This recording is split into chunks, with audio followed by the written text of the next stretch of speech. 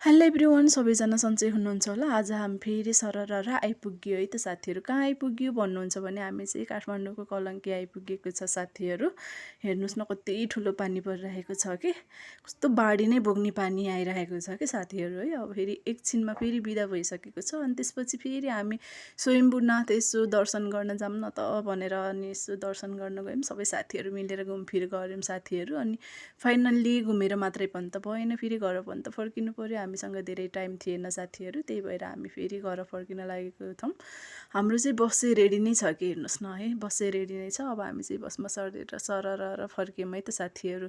कहाँ फर्क्यौँ भन्नुहुन्छ भने फेरि बर्दघाट। हेर्नुहोस् त, हामी चाहिँ काठमाडौँ टु बर्दघाट, फाइनल्ली बर्दघाट आइपुगेको छ। यो चाहिँ त्रिवेणी जाने बाटो है साथीहरू, उता चाहिँ बुटोल भैरवा जाने बाटो। म चाहिँ त्रिवेणी जाने बाटोतिर लागिसकेको छु साथीहरू। हजुरहरू चाहिँ कहाँदेखि भिजिट गर्न जानुभएको थियो, ह्याभ अ सेफ जर्नी। मलाई चाहिँ लाइक, कमेन्ट, सेयर गर्न चाहिँ नबिर्सिनु होला है त। By by.